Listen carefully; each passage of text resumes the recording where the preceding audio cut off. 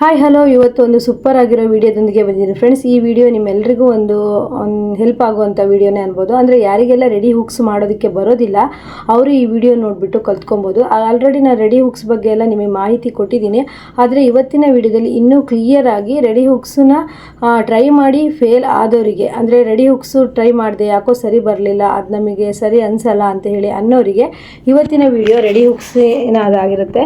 ಯಾಕಂದರೆ ಬ್ಲೌಸ್ ಬೇಕಾದರೆ ಎಷ್ಟು ಬೇಕಾದರೂ ನಾವು ಸ್ಟಿಚ್ ಮಾಡ್ಬೋದು. ಹುಕ್ಸ್ ಹಚ್ಚೋದಕ್ಕೆ ಮಾತ್ರ ಜನ ಹುಡ್ಕೋದಕ್ಕೂ ಆಗಲ್ಲ, ನಮಗೂ ಸಹ ಹುಕ್ಸ್ ಹಚ್ಚೋದಕ್ಕೆ ಟೈಮ್ ಇರೋದಿಲ್ಲ. ಆದ್ದರಿಂದ ಇವತ್ತಿನ ವಿಡಿಯೋದಲ್ಲಿ ಬಂದ್ಬಿಟ್ಟು ರೆಡಿ ಹುಕ್ಸನ್ನ ಯಾವ ರೀತಿ ರೆಡಿ ಮಾಡಬೇಕು, ಏನೆಲ್ಲ ಟಿಪ್ಸನ್ನು ಫಾಲೋ ಮಾಡಬೇಕು ಅಂತ ಹೇಳ್ಬಿಟ್ಟು ಈ ವಿಡಿಯೋದಲ್ಲಿ ಹೇಳ್ತೀನಿ. ಯಾಕಂದರೆ ರೆಡಿ ಹುಕ್ಸು ಅಂತ ಅಂದರೆ ಕೇಳಿದ ತಕ್ಷಣವೇ ಈಸಿ ಅನ್ಸೋದೇನಿಲ್ಲ. ಯಾಕಂದರೆ ರೆಡಿ ಹುಕ್ಸನ್ನ ನಾವು ತಪ್ಪಾಗಿ ಸ್ಟಿಚ್ ಮಾಡಿದ್ರೆ ಹುಕ್ಸು ಸರಿಯಾಗಿ ಬರಲ್ಲ. ಯಾಕಂದರೆ ಕಸ್ಟಮರ್ಗೆ ಬ್ಲೌಸ್ ಕೊಟ್ಟಾಗ ಅವರು ಹುಕ್ಸನ್ನು ಹಾಕಿದಾಗ ಹುಕ್ಸು ಜೊತೆಗೇ ಕಿತ್ತು ಬರುವಂಥ ಸಾಧ್ಯತೆ ಇರುತ್ತೆ.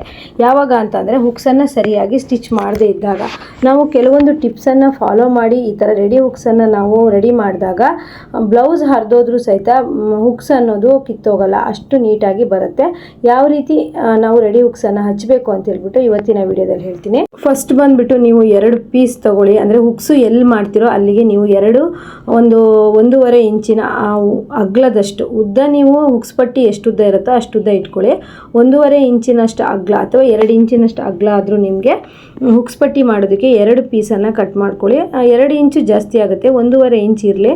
ಯಾಕಂದರೆ ಜಾಸ್ತಿ ಅನಿಸಿದ್ರೆ ಕಟ್ ಮಾಡ್ಕೊಬೋದು, ಇದರಲ್ಲಿ ಏನು ಪ್ರಾಬ್ಲಮ್ ಆಗೋಲ್ಲ. ಆದರೆ ಕಡಿಮೆ ಆದರೆ ಮತ್ತು ಹುಕ್ಸನ್ನ ರೆಡಿ ಹುಕ್ಸು ಮಾಡಾದ್ಮೇಲೆ ಅದನ್ನು ತೆಗಿಯೋದು ತುಂಬಾ ಕಷ್ಟ. ಯಾಕಂದರೆ ರಫ್ ಹೊಲಿಗೆ ಹಾಕಿರ್ತೀವಲ್ವ, ಆದ್ದರಿಂದ ನೀವು 2 ಇಂಚೆ ಇಟ್ಕೊಳ್ಳಿ. ಹುಕ್ಸಿಂದೆಲ್ಲ ಮುಗಿದ ಮೇಲೆ ಕೆಲಸ ಕಟ್ ಮಾಡಿ ನೀಟಾಗಿ ಫಿನಿಶಿಂಗ್ ಕೊಡ್ಬೋದು. ನೋಡಿ, ಈ ರೀತಿ ಒಂದು ಪೀಸನ್ನು ಈ ರೀತಿ ಹಚ್ಕೊಂಡು ಕೈಯಲ್ಲಿ ಒಂದು ಸ್ವಲ್ಪ ಮಾರ್ಕ್ ಮಾಡಿ ಇನ್ನೊಂದು ಪೀಸನ್ನು ಈ ರೀತಿ 1/4 ಇಂಚು ಮಡಚಿಬಿಟ್ಟು ಹೊಲ್ಕೊಳ್ಳಿ. ಫಸ್ಟು ತುಂಬಾ ಈಸಿ ಅನಿಸುತ್ತೆ ನೋಡೋದಕ್ಕೆ, ಆದರೆ ಟ್ರೈ ಮಾಡಿದವ್ರಿಗೆ ಗೊತ್ತಿರುತ್ತೆ. ಎಷ್ಟೋ ಟ್ರೈ ಮಾಡಿದವರಿಗೆ ಇದು ಫೇಲ್ ಆಗಿರುತ್ತೆ. ಹೌದೋ ಇಲ್ವೋ ನನಗೆ ಕಮೆಂಟ್ ಮಾಡಿ. ನೋಡಿ, ಈ ರೀತಿ ನೀವು ಒಂದು ಪೀಸನ್ನು ಹಚ್ಚಿದ್ರೆ ಒಂದು ಎಕ್ಸ್ಟ್ರಾ ಪೀಸನ್ನು 1/4 ಇಂಚು ಸ್ಟಿಚ್ ಮಾಡಿ ಇಟ್ಕೊಂಡ್ರಿ. ಈ ರೀತಿ ಇಟ್ಬಿಟ್ಟು ಹೊಲಿಗೆ ಹಾಕಬೇಕಾಗತ್ತೆ, ಯಾಕಂದರೆ ಹುಕ್ಸು ಹಚ್ಚೋದಕ್ಕೆ. ಆಗ ಬಂದು ಒಂದು ಬ್ಲೌಸಿಗೆ 5 ಹುಕ್ಸನ್ನು ಹಚ್ಚೋದಿರುತ್ತೆ. ಅದು ನಾವು ಈ ರೀತಿ ಮಡ್ಚ್ಕೊಂಡು ಪಾರ್ಟಿಷನ್ ಮಾಡ್ಕೊಬೇಕು. ಯಾಕಂದರೆ ಹುಕ್ಸು ಒಂದು ಕಡೆ ಜಾಸ್ತಿ ಒಂದು ಕಡೆ ಸಣ್ಣ ಮಾಡಬಾರ್ದು. ಹಾಗಾಗಿ 5 ಫೋಲ್ಡ್ ಈ ರೀತಿ ಮಾಡಿಬಿಟ್ಟು ನಾವು ಮಾರ್ಕನ್ನು ಮಾಡ್ಕೊಬೇಕು. ಆವಾಗ ಕರೆಕ್ಟಾಗಿ ಹುಕ್ಸು ಗ್ಯಾಪ್ ಅನ್ನೋದು ಕರೆಕ್ಟಾಗಿ ಬರುತ್ತೆ. 5 ಹುಕ್ಸು ಸಹಿತ ಕರೆಕ್ಟಾಗಿ ಬರುತ್ತೆ. ಅದರಿಂದ ನೀವು ಈ ಥರ ನೀಟಾಗಿ ಮಡ್ಚ್ಕೊಂಡು ಹುಕ್ಸ್ಗೆ ರೆಡಿ ಮಾಡ್ಕೊಳ್ಳಿ. ಆ ಥರ ಮಾರ್ಕ್ ಹಾಕೊಂಡ್ಮೇಲೆ ಅಲ್ಲಿಗೆ ನೀವು ರಫ್ ಹೊಡಿಬೇಕಾಗತ್ತೆ. ಯಾಕಂದರೆ ರೆಡಿ ಹುಕ್ಸನ್ನು ಕೂರಿಸ್ಬೇಕಲ್ವ, ಅಲ್ಲಿಗೆ ನೀವು ರಫನ್ನು ಹೊಡಿಬೇಕಾಗತ್ತೆ. ಹಾಗಾಗಿ ಇನ್ನೊಂದು 1/4 ಇಂಚಿಗೆ ನೀವು ಮಡ್ಚ್ಕೊಂಡು ಹೊಲ್ಕೊಂಡಿದ್ರಲ್ಲ ಆ ಬಟ್ಟೆನ ನೀವು ಎಲ್ಲಿ ಮಾರ್ಕ್ ಮಾಡ್ಕೊಂಡಿದ್ರ ಅಲ್ಲಿಗೆ ಇಟ್ಕೊಂಡು ಒಂದು ಸೈಡ್ ಅಂದರೆ ಈ ರೀತಿ, ಅಂದರೆ ಒಂದು ಬಾಕ್ಸಲ್ಲಿ ಆ ಕಡೆ ಈ ಕಡೆ ಸೈಡಲ್ಲಿ ನೀವು ರಫ್ ಸ್ಟಿಚ್ಚನ್ನು ಹಾಕಬೇಕು. ಹುಕ್ಸು ಮೂತಿಯನ್ನು ಹಾಕೋಕ್ಕೆ ಜಾಗ ಬಿಟ್ಕೊಬೇಕಾಯ್ತಾ. ನೋಡಿ, ಈಗ ಎತ್ತಿಬಿಟ್ಟು ಮಿಷನನ್ನು ಈ ರೀತಿ ಸ್ವಲ್ಪ ಎತ್ತಿಬಿಟ್ಟು ಈ ರೀತಿ ನಿಧಾನಕ್ಕೆ ನೀವು ಹೊಲ್ಕೋಬೇಕಾಗತ್ತೆ. ಯಾಕಂದರೆ ಹುಕ್ಸು ಮೂತಿನ ಅದಕ್ಕೆ ಕೊಂಡಿಗೆ ಸಿಕ್ಸ್ಬೇಕಾಗತ್ತೆ. ನಾನು ಲಾಸ್ಟಲ್ಲಿ ನಿಮಗೆ ಕರೆಕ್ಟಾಗಿ ಯಾವ ರೀತಿ ಅದು ಸ್ಟಿಚ್ ಆಗಿದೆ ಅಂತ ತೋರಿಸ್ತೀನಿ. ನೋಡಿ ಫ್ರೆಂಡ್ಸ್, ಈ ರೀತಿ ಸ್ವಲ್ಪ ಉದ್ದ ಮತ್ತು ನೀವು ಹುಕ್ಸ್ ಹಾಕೋಲಿಗೆ ರಫ್ ಸ್ಟಿಚ್ಚನ್ನು ಹಾಕೋಬೇಕಾಗತ್ತೆ. ಯಾರೆಲ್ಲ ಟ್ರೈ ಮಾಡಿ ಇದು ಸರಿ ಆಗದೇನೆ ಬಿಟ್ಟಿದ್ದೀರಾ ಅವರೆಲ್ಲ ಇವತ್ತಿನ ವಿಡಿಯೋ ನೋಡಿಕೊಂಡು ಟ್ರೈ ಮಾಡ್ಬೋದು. ಹಾಗೆ ನಿಮ್ಗೆ ಏನಾದರೂ ಕಮೆಂಟ್ ಇದ್ದರೂ ಸಹಿತ ಕಮೆಂಟ್ ಹಾಕ್ಬೋದು. ನೋಡ್ತಾ ಇದ್ದೀರಲ್ಲ, ಈ ರೀತಿ ನೀವು ಎಲ್ಲಿ ಮಾರ್ಕ್ ಮಾಡ್ಕೊಂಡಿದ್ದೀರಾ ಅಲ್ಲಿಗೆ ತಂದುಬಿಟ್ಟು ನೀವು ರಫನ್ನು ಮಾಡಬೇಕಾಗತ್ತೆ. ನೋಡ್ತಾ ಇದ್ದೀರಲ್ಲ, ಈ ರೀತಿ ಒಂದು ಸ್ವಲ್ಪ 5 ಹುಕ್ಸ್ ಬರುತ್ತೆ. 5 ಹುಕ್ಸಿಗೂ ಸಹಿತ ಈ ಥರ ರಫ್ ಹೊಡೆದು ನೀವು ಮತ್ತೆಲ್ಲಿ ಹುಕ್ಸ್ ಹಾಕಬೇಕು ಆ ರೀತಿ ತಗೊಬರ್ಬೇಕಾಗತ್ತೆ.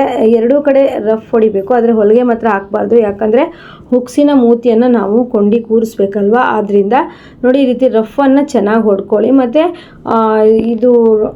ಇದಿರುತ್ತಲ್ವ ಸೂಜಿ ನೀಟಾಗಿ ರಫ್ ಹೊಡ್ಕೊಂಡು ನೀವು ನೀಟಾಗಿ ಕೂರಿಸ್ಕೊಂಡ್ರೆ ಚೆನ್ನಾಗಿ ಹುಕ್ಸ್ ಅನ್ನೋದು ಬರುತ್ತೆ. ಯಾಕಂದರೆ ಹುಕ್ಸು ಗಟ್ಟಿಯಾಗಿ ಟೈಟಾಗಿ ಬ್ಲೌಸ್ ಹರಿದೋದ್ರೂ ಸಹಿತ ಹುಕ್ಸ್ ಅಂತೂ ಹಾಳಾಗಲ್ಲ. ನೀಟಾಗಿ ಈ ರೀತಿ ಫಿನಿಶಿಂಗ್ ಕೊಡಿ. ಈಗ ನೀವು 1/4 ಇಂಚ್ ಅಥವಾ 2/4 ಇಂಚ್ ಉದ್ದ ಅಗ್ಲ ಬಟ್ಟೆ ಬಿಟ್ಟಿದ್ರಲ್ಲ, ಉದ್ದ ನೀವು ಎಷ್ಟಿರುತ್ತೆ ಬಟ್ಟೆ ಅಷ್ಟೇ ಇಟ್ಕೊಬೇಕು. ಇವಾಗ ನೀವು ಈ ರೀತಿ ನೋಡಿ, ಇಲ್ಲಿ 2 ಬಟ್ಟೆ ಥರ ಬಂದಿರುತ್ತೆ. ಇಲ್ಲಿ ಬಂದುಬಿಟ್ಟು ಹುಕ್ಸು ಕೊಂಡಿಯನ್ನು ಹಾಕಬೇಕಾಗತ್ತೆ. ನೋಡಿದ್ರಲ್ವ ರಫ್ ಯಾವ ರೀತಿ ಸ್ಟಿಚ್ ಮಾಡಿದ್ದೀನಿ ಅಂತ ಹೇಳ್ಬಿಟ್ಟು. ಈಗ ನೀವು ಹುಕ್ಸನ್ನು ತಗೊಂಡು ಚಿಕ್ಕದಾದ ಸ್ಕ್ರೂ ಡ್ರೈವರಲ್ಲಿ ನೀವು ಸ್ವಲ್ಪ ಹುಕ್ಸಿನ ಮೂತಿಯನ್ನು ಒಂದು ಸ್ವಲ್ಪ ದೊಡ್ಡದು ಮಾಡ್ಕೊಬೇಕು. ಯಾಕಂದರೆ ಹುಕ್ಸು ಕೊಂಡಿಯನ್ನು ನೀವು ಬ್ಲೌಸಿಗೆ ಸಿಕ್ಸ್ಬೇಕಲ್ವ, ಹಾಗಾಗಿ ಸ್ವಲ್ಪ ದೊಡ್ಡದು ಮಾಡ್ಕೊಬೇಕು. ಇಲ್ಲ ಅಂತಂದರೆ ತುಂಬ ಕಷ್ಟ ಆಗುತ್ತೆ. ಅಂದರೆ ಬ್ಲೌಸಿಗೆ ಈ ಹುಕ್ಸಿನ ಮೂತಿಯನ್ನು ಕೂರಿಸೋದು ತುಂಬ ಕಷ್ಟ ಆಗುತ್ತೆ. ಅದರಿಂದ ಈ ರೀತಿ ಒಂದು ಚಿಕ್ಕ ಸ್ಕ್ರೂ ಡ್ರೈವರಲ್ಲಿ ನೀವು ಹುಕ್ಸಿನ ಮೂತಿಯನ್ನು ಸ್ವಲ್ಪ ಅಗಲ ಮಾಡ್ಕೊಳ್ಳಿ. ಆಗ ನೀಟಾಗಿ ನೀವು ಈಸಿಯಾಗಿ ಕೂರಿಸ್ಬೋದು. ಬ್ಲೌಸಿಗೆ ನೀವು ಈ ಹುಕ್ಸು ಕೂರಿಸಿದ ನಂತರ ನೀವು ಬೇಕಿದ್ರೆ ಸ್ವಲ್ಪ ಟೈಟ್ ಮಾಡ್ಕೊಬೋದು ಕೂರಿಸಿ. ನೋಡಿ, ಈಗ ಈ ರೀತಿ ರಫ್ ಹೊಡೆದು ಹುಕ್ಸ್ ಹಾಕೋದಕ್ಕೆ ರೆಡಿ ಮಾಡಿ ಇಟ್ಕೊಂಡಿದ್ದೀನಿ. ಈಗ ನೀವು ನಿಧಾನಕ್ಕೆ ಒಂದೊಂದನ್ನೇ ಹುಕ್ಸನ್ನು ಹಾಕಿಬಿಟ್ಟು ರೆಡಿ ಮಾಡಿ. ನೋಡಿ, ಈ ರೀತಿ ತುದಿಯನ್ನು ಸಿಕ್ಸ್ಬಿಟ್ಟು ಈ ರೀತಿ ಟರ್ನ್ ಮಾಡಿದರೆ ಆಯಿತು. ನಂತರ ಈ ರೀತಿ ನೀವು ಟೈಟ್ ಮಾಡಿಕೊಂಡ್ರೆ ಕರೆಕ್ಟಾಗಿ ಗಟ್ಟಿಯಾಗಿ ಟೈಟಾಗಿ ಕೂರುತ್ತೆ. ಅಕಸ್ಮಾತ್ ನಿಮಗೆ ಲೂಸು ಅನಿಸಿದ್ರೆ ಈ ರಫ್ ಹೊಡೆದಿದ್ದೀರಲ್ವ, ಅಗಲ ಬಿಟ್ಟಿದ್ದೀರಲ್ವ, ಅದನ್ನು ಸ್ವಲ್ಪ ಕಡಿಮೆ ಮಾಡಿ. ಆಗ ನಿಮಗೆ ಹುಕ್ಸು ಒಂದು ಜಾಗದಿಂದ ಆ ಕಡೆ ಈ ಕಡೆ ಅಲ್ಲಾಡೋದಿಲ್ಲ. ಇಲ್ಲ ಸ್ವಲ್ಪ ನೀವು ಅಗಲವಾಗಿ ರಫ್ ಸ್ಟಿಚ್ ಕೊಟ್ಕೊಂಡಿದ್ದೀರ, ಒಂದು ಮೂತಿಯ ಜಾಗಕ್ಕಿಂತನೂ ಜಾಸ್ತಿ ಬಿಟ್ಕೊಂಡಿದ್ದೀರ ಅಂದರೆ ಈ ಥರ ಅಲ್ಲಾಡೋಕ್ಕೆ ಸ್ಟಾರ್ಟ್ ಮಾಡುತ್ತೆ. ನಾನು ತಪ್ಪು ಮಾಡಿ ಸಹಿತ ಇದರಲ್ಲಿ ನಿಮಗೆ ತೋರಿಸಿದ್ದೀನಿ. ಯಾಕಂದರೆ ನಾವೆಲ್ಲದು ಕರೆಕ್ಟಾಗಿ ಹೊಲಿದ್ರೆ, ನೀವು ಹೊಲಿದಿರೋದ್ರಲ್ಲಿ ತಪ್ಪು ಬಂದರೆ ನಿಮ್ಗೆ ತುಂಬಾ ಬೇಜಾರಾಗುತ್ತೆ. ಅಯ್ಯೋ, ನಾನು ಏನೇನು ನೋಡಿದ್ರೂ ಹೊಲಿಯೋದಿಲ್ಲ ಅಂತ ಬೇಜಾರಾಗುತ್ತೆ. ಆದರೆ ನಾನು ಹೇಳ್ತಾ ಇರೋದೇನೆಂದರೆ, ಕೆಲವೊಂದು ಸರಿ ಹುಕ್ಸ್ ಈ ರೀತಿ ಕೂರ್ಸಾದ್ಮೇಲೆ ತುಂಬ ಲೂಸ್ ಥರನೇ ಫೀಲ್ ಆಗ್ತಾ ಇರುತ್ತೆ. ಆಗ ನೀವು ಏನು ಮಾಡಬೇಕು ಅಂತಲೂ ಸಹಿತ ಹೇಳಿದ್ದೀನಿ. ನೋಡಿ, ಈ ರೀತಿ 5 ಹುಕ್ಸನ್ನು ನೀಟಾಗಿ ಕೂರಿಸ್ಕೊಳ್ಳಿ. ಒಂದು 2 ಬ್ಲೌಸ್ಗೆ ಟ್ರೈ ಮಾಡಿ. ನಾನು ಫಸ್ಟಿಗೆಲ್ಲ ಟ್ರೈ ಮಾಡಿದ ಬ್ಲೌಸು ಹುಕ್ಸ್ ಎಲ್ಲ ಕಿತ್ತು ಬಂದಿತ್ತು, ಕಸ್ಟಮರಿಗೆ ಬೈದಿದ್ರು. ಆಮೇಲೆ ನಾನು ಯೋಚನೆ ಮಾಡಿ ಏನು ಮಾಡೋದಪ್ಪ, ರೆಡಿ ಹುಕ್ಸ್ ಮಾಡಲೇಬೇಕು, ಈಗ ತುಂಬಾ ಅನಿವಾರ್ಯ ಇದೆ. ಇವಾಗ ನಮಗೆ ಹುಕ್ಸ್ ಹಚ್ಚೋದಕ್ಕೆ ಸಿಗೋದೇ ಇಲ್ಲ ಕಸ್ಟಮರ್. ನೋಡಿ, ಈ ರೀತಿ ಸ್ವಲ್ಪ ಇದು ದೊಡ್ಡದಾಗಿರೋದಕ್ಕೆ ಹುಕ್ಸು ಲೂಸ್ ಆಗಿತ್ತು. ಈಗ ನಾನು ಮಿಷನಲ್ಲಿ ಸ್ವಲ್ಪ ಹತ್ತಿರದಲ್ಲಿ ಸ್ಟಿಚ್ ಮಾಡಿಸ್ಕೊಳ್ತೀನಿ. ಸ್ಟಿಚ್ ಮಾಡಿಕೊಂಡಾಗ ಅದು ನೀಟಾಗಿ ಹುಕ್ಸ್ ಮೂತಿಯಷ್ಟೇ ಹೋಗೋ ಜಾಗ ಇರುತ್ತಲ್ವ, ನೀಟಾಗಿ ಬರುತ್ತೆ. ನೋಡಿ, ಈ ರೀತಿ ರಫ್ ಹಾಕ್ಕೊಂಡು ಸ್ವಲ್ಪ ಹತ್ತಿರಕ್ಕೆ ತಂದರೆ ಇದು ಹುಕ್ಸಿನ ಮೂತಿ ಹಾಕಿರ್ತೀವಲ್ಲ, ಆ ಹುಕ್ಸು ಅಲ್ಲಾಡೋದಿಲ್ಲ. ಹುಕ್ಸು ಅಲ್ಲಾಡದೆ ಇದ್ದರೆ ಮಾತ್ರ ಕಸ್ಟಮರಿಗೆ ಬ್ಲೌಸು ಎಷ್ಟೇ ಟೈಟ್ ಆಗಲಿ ಅಥವಾ ಕಸ್ಟಮರ್ ಯಾವ ರೀತಿ ಆದರೂ ಹಾಕ್ಕೊಳ್ಳಿ, ಹುಕ್ಸು ಮುರಿದೋಗ್ಬೇಕು ಬಿಟ್ಟರೆ ಅದಂತೂ ಕಿತ್ತು ಬರೋ ಅಂಥ ಚಾನ್ಸ್ ಇರೋದಿಲ್ಲ. ಯಾಕಂದರೆ ಹುಕ್ಸು ಕಿತ್ತು ಬಂದುಬಿಟ್ರೆ ಕಸ್ಟಮರ್ ನಿಜವಾಗ್ಲೂ ಬೈದ್ಬಿಡ್ತಾರೆ.